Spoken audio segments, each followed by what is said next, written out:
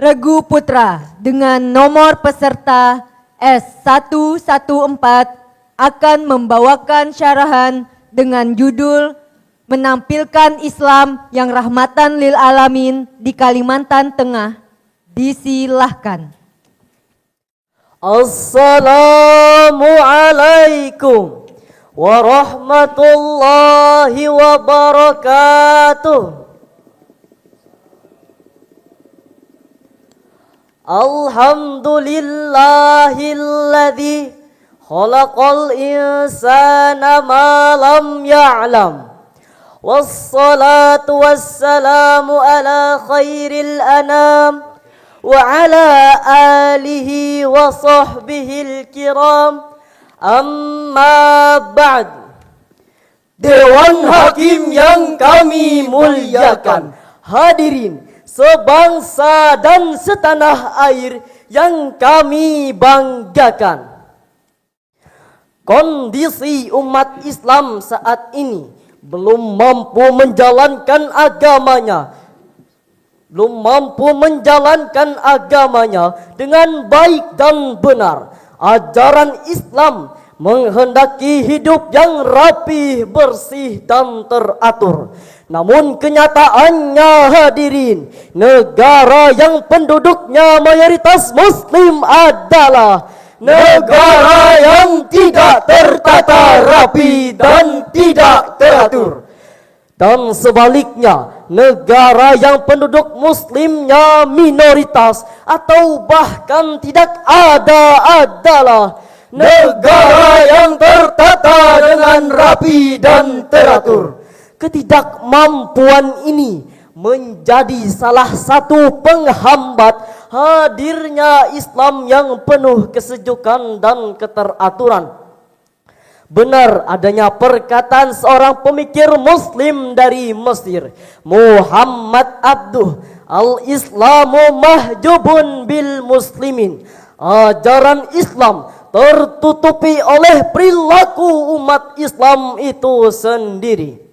Hadirin, keberagaman yang kokoh merupakan fitrah manusia.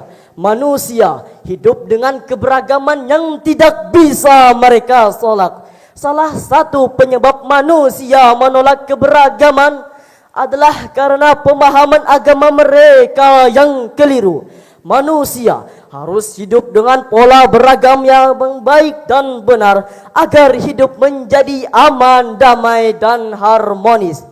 Begitu pula dengan masyarakat Kalimantan Tengah yang beragam. Seharusnya agama mampu membuat bangsa ini bersatu dalam kebinekaan.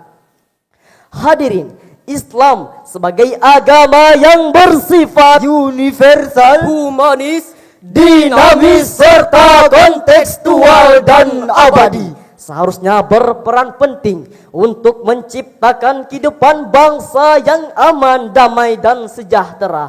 Oleh sebab itu, kami akan menyampaikan syarahan dengan judul Menampilkan Islam yang Rahmatan lil Alamin di Kalimantan Tengah, dengan landasan ayat suci Al-Quran Surah Al-Anbiya ayat 107 sampai 108 berikut ini. A'udzu billahi minasy syaithanir rajim.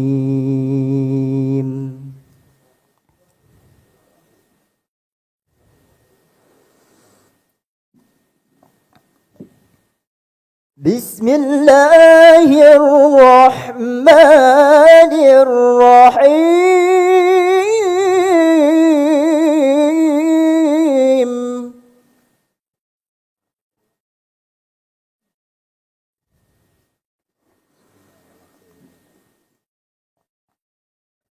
Wa ma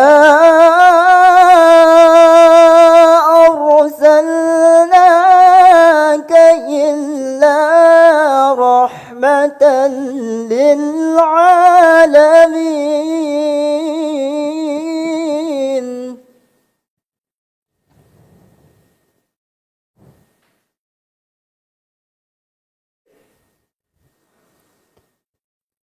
Qul innama yuha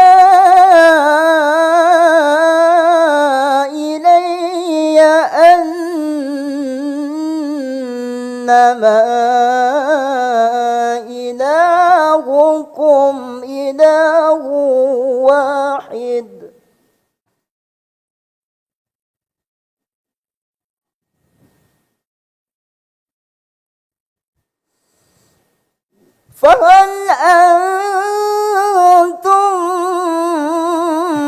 مسلمون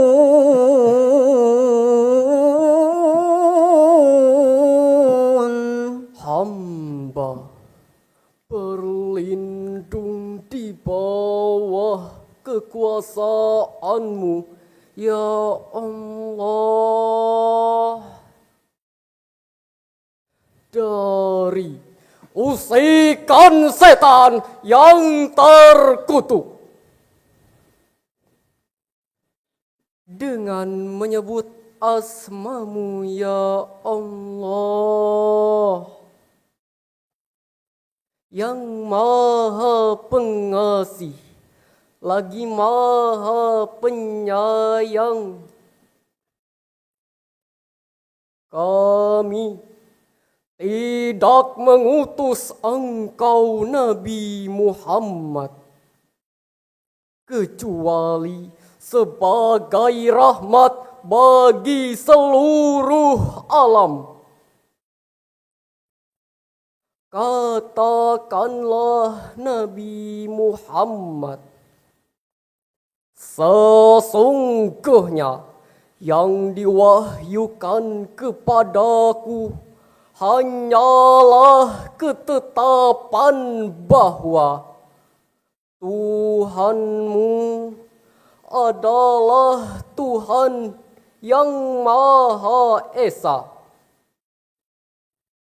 Maka apakah kamu telah berserah diri kepadanya? Hadirin, Syekh Abdurrahman bin Nasir As-Sa'di, pakar tafsir abad 14 Hijriah, dalam tafsirnya As-Sa'di halaman 532 menjelaskan, وما أرسلناك إلا رحمة للعالمين ay fahuwa rahmatuhul mihdatuhul li'ibadih fal mu'minuna bih qabilu hadhihi rahmah wa syakaru biha wa qamu biha wa ghairihim kafaruha wa baddalu ni'matallahi kufran wa abau rahmatallahi ni'mati. Kami tidak mengutus engkau Nabi Muhammad kecuali sebagai rahmat bagi seluruh alam. Artinya beliau merupakan rahmat Allah yang dianugerahkan kepada para hambanya. Kaum mukminin menerima rahmat tersebut dan menyikapinya dengan baik, sedangkan kaum lainnya mengingkari dan mengubah rahmat tersebut menjadi kekufuran.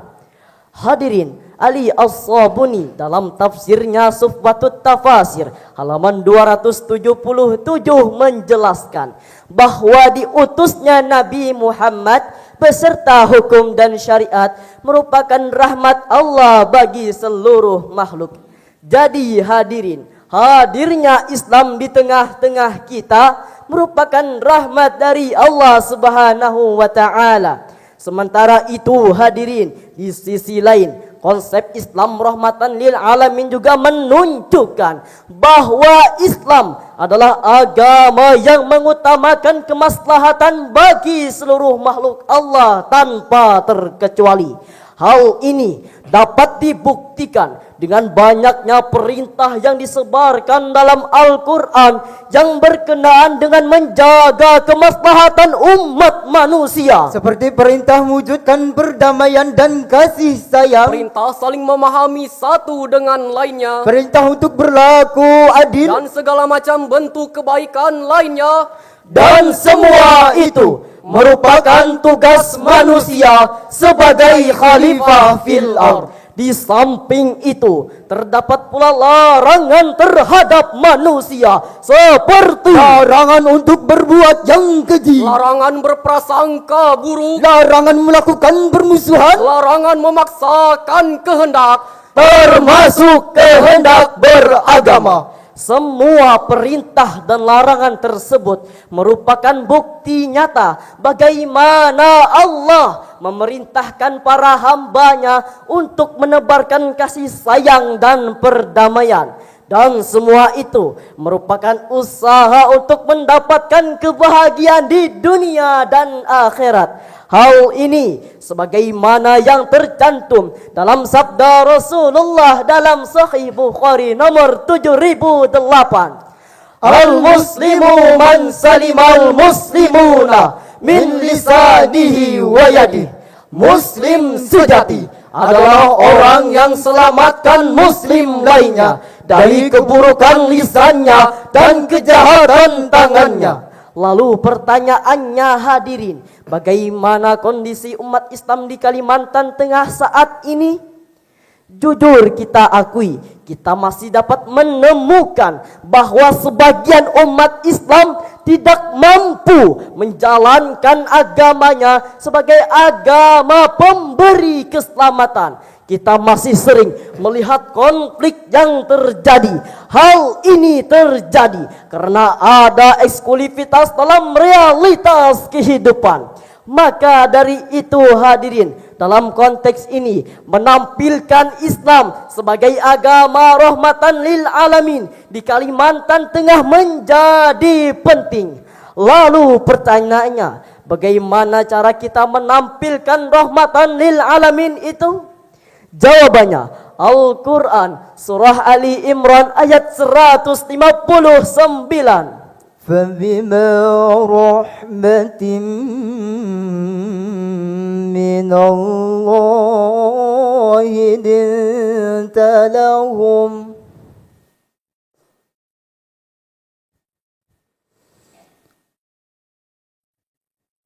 ولو كنت فظا غليظ القلب لانفضوا من حولك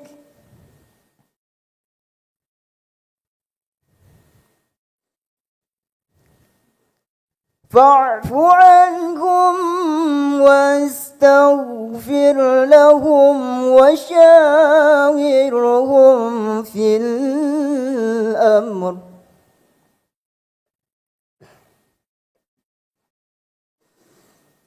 فإذا عزمت فتوكل على الله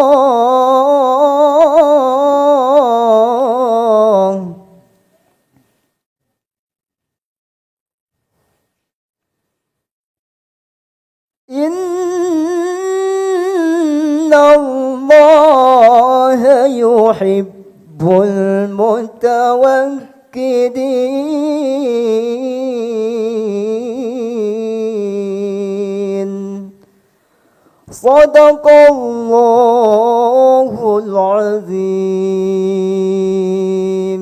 Maka berkat rahmat Allah, engkau Nabi Muhammad berlaku lemah lembut terhadap mereka. Seandainya engkau bersikap keras dan berhati kasar, tentulah mereka akan menjauh dari sekitarmu. Oleh karena itu, maafkanlah mereka, mohonkanlah ampunan untuk mereka, dan bermusyawarahlah dengan mereka dalam segala urusan penting. Kemudian, apabila engkau telah membulatkan tekad, bertawakallah kepada Allah. Sesungguhnya Allah mencintai orang-orang yang bertawakal. Maha benar Allah dan Maha Agung atas segala firman-Nya. Hadirin, Profesor Dr. Muhammad Quraisy Shihab dalam tafsirnya Al-Misbah juz 1 halaman 159 menjelaskan bahwa ayat ini menjelaskan tentang bagaimana kepribadian Rasulullah yang bersikap lemah lembut kepada umatnya, tidak berhati kasar, tidak bersikap keras, selalu memohonkan ampunan kepada umatnya dalam segala urusan, serta kuat dalam membulatkan tekad dan selalu bertawakal kepada Allah. Dengan demikian, konsep Islam rahmatan lil alamin merupakan nilai dasar dalam Islam yang bersandar kepada segala tingkah laku Rasulullah, yang merupakan nilai aktualisasi dari keseimbangan antara hablum minallah Hablum minan nas dan hablum minal alam, yang sesuai dengan Al-Quran dan hadis. Lalu hadirin, seperti apa bentuk penerapan Islam rahmatan lil alamin yang dicontohkan oleh Rasulullah itu? Yang pertama, dari segi toleransi, Rasulullah pernah menghadirkan konstitusi beragama yang penuh nilai toleransi, yakni Piagam Madinah atau Sahifatul Madinah.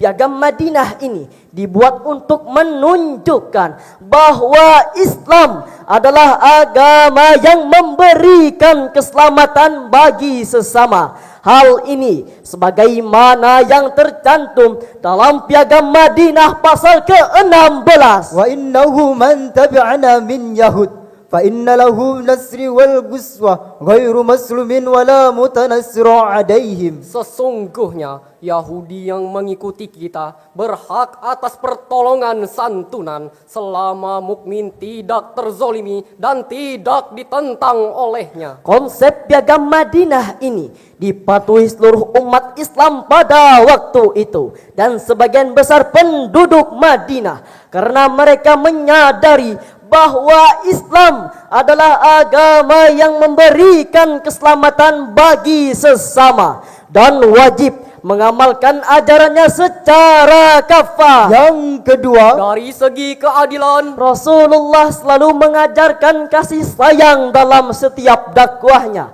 Beliau memerintahkan kepada kita agar menjauhi sikap diskriminatif, karena sikap ini memicu kepada rasa benci dan ketidakadilan. Rasulullah juga telah menegaskan bahwa tidak ada hubungannya keimanan seseorang dengan rasa benci. Jadi hadirin, kita merasa heran saat melihat orang yang merasa imannya meningkat, namun rasa benci terhadap orang yang tidak seiman dengannya juga ikut meningkat.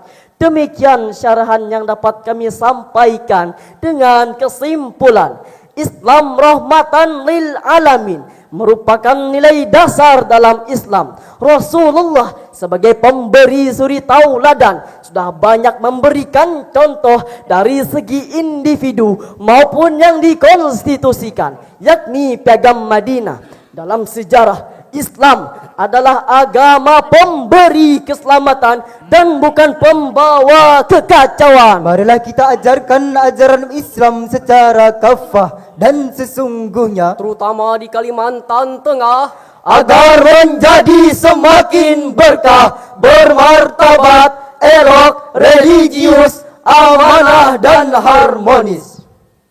Habibi ya Muhammad, ataita bis salami wal huda Muhammad. Habibi ya Muhammad, ya rahmatan lil alamin ya Muhammad.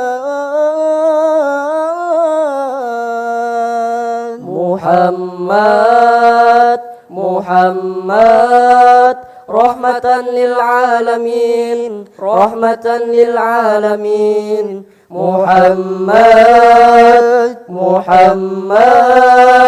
rahmatan lil alamin, rahmatan lil alamin. Terima kasih atas segala perhatian. Mohon maaf atas segala kesalahan. Wassalamualaikum warahmatullahi wabarakatuh.